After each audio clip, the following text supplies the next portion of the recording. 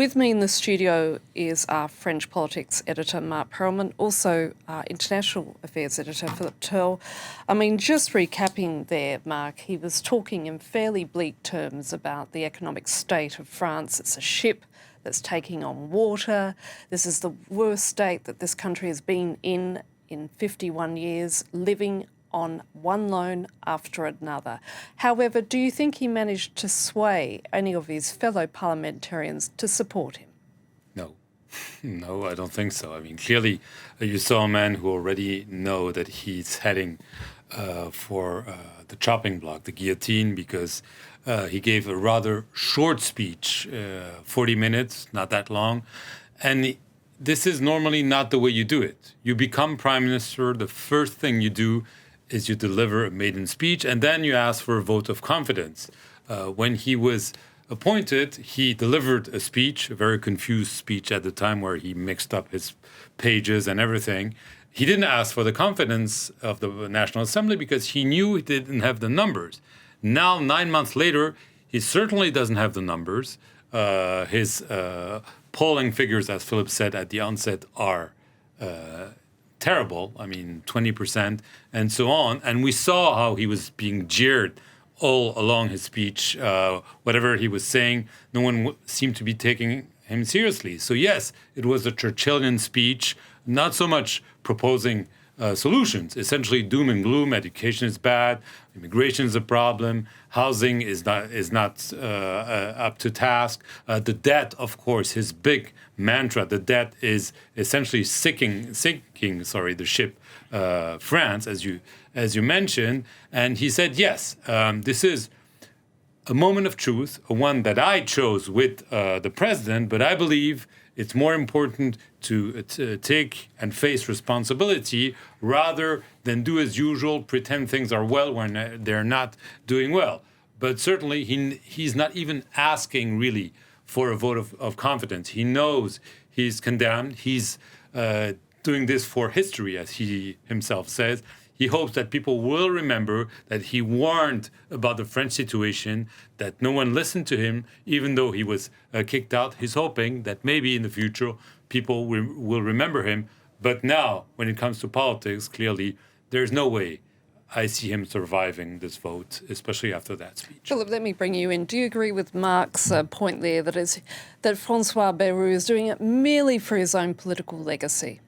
His speeches have changed in the past few days, being more pugnacious beforehand, becoming more resigned in the last few days. He's been doing non-stop interviews on television stations, radio stations, in public around France, trying to sway public opinion. What he's trying to do, or been trying to do over the last few days, is to push voters in France to go to see their local MPs to say, look, François Bayrou is right. We need to boot the economy to get it back on its feet. You need to vote in favour of his legislation and not against his vote of confidence.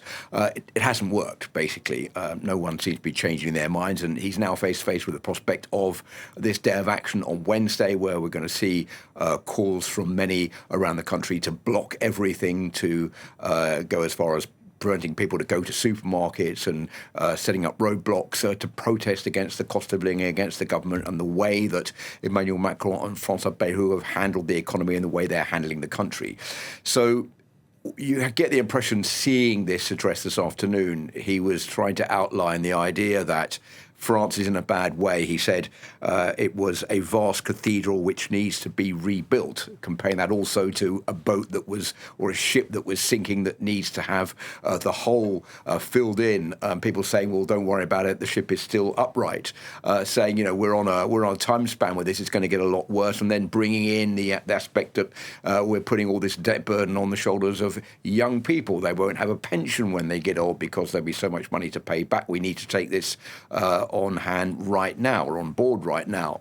So it was I think, in a way, a speech to try to make some of the opposition feel maybe guilty about the fact they're going to vote against François Bayrou. But as Marc was just saying, It's too late for that. He's unpopular in the opinion polls. Emmanuel Macron is vastly detested across the country by numbers of the population. They've had enough. They want to see them go. Whatever they're proposing to do, it won't make any difference. They want all this to change, and that's what the political parties, be it the far left or the far right, even in the middle, the Socialist Party, they all want a change of government, and in quite a few cases, they want a change of president. Mark, this is a constitutional crisis, is it not? And how does this play out, given that most are predicting he's going to fail? Well, it's clearly a political crisis. Whether it's a constitutional crisis, we'll have to see. Obviously, the Constitution still lays out what will happen in the future. That is, the buck goes back to the president, essentially. He is supposed to appoint a new prime minister to see if he can sail through Parliament, and the waters are rather treacherous right now in Parliament, as we just witnessed, or he can, now he's again allowed to call for a snap election. This is what the National Rally and the far left are calling for.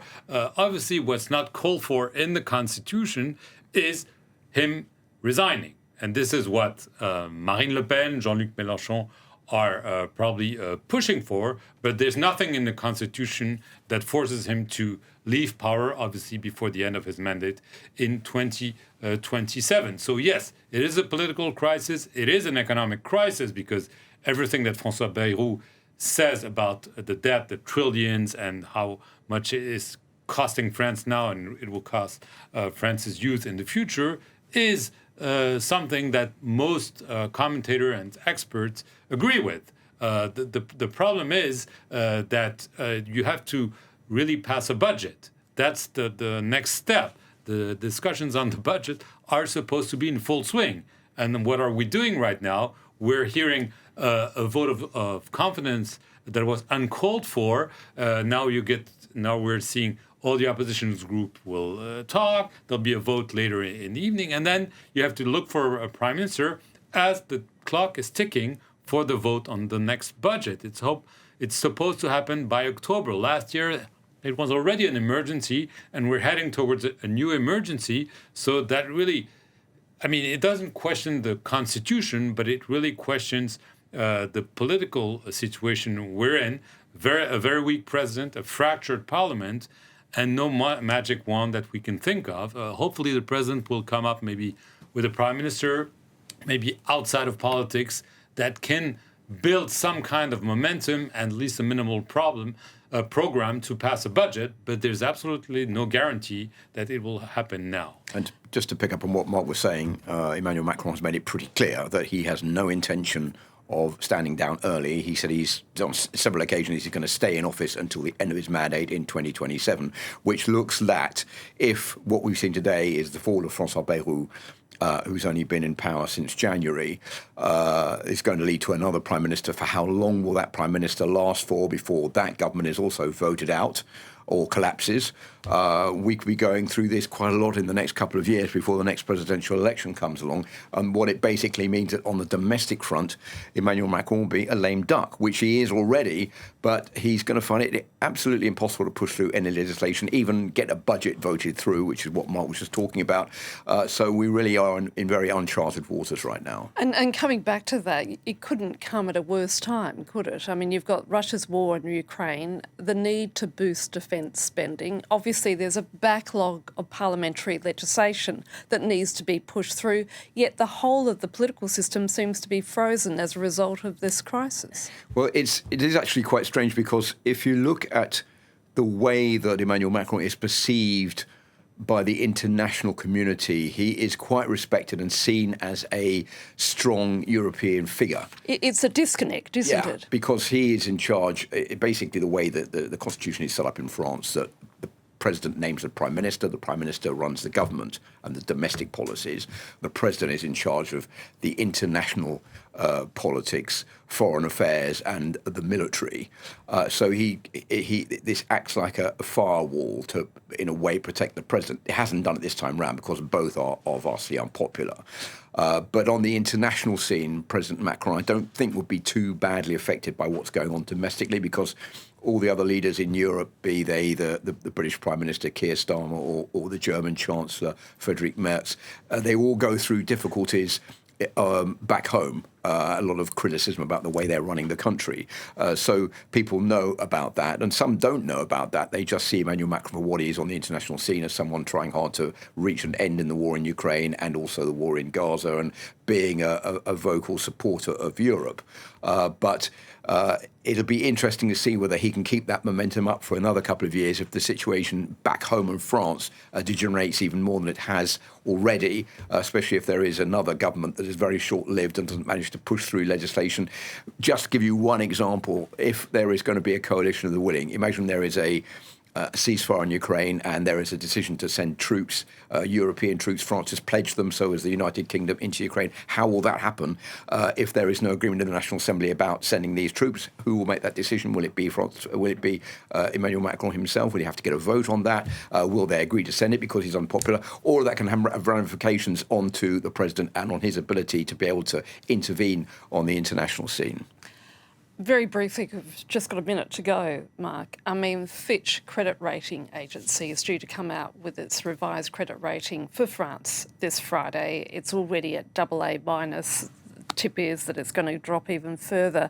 That does not bode well either for this country, does it? Yes, obviously, because even though those agencies look at the figures, they also look at the atmospherics. And obviously, the instability that was unheard of in France has been now clearly on display. I mean, since 2022, a number of prime ministers, they last months, not years anymore. They're not able to implement policies, and especially what counts in the eyes of those agencies, they're not able to pass a budget, and a budget that holds and does not need correction or anything. So France is becoming weak politically, but also economically, and that's obviously going to weigh more on the interest rates and therefore the debt and so on. This whole mechanism that François Bayrou was talking, the problem is that he was talking to himself and not to the French, and that's been his problem for the past 9 months.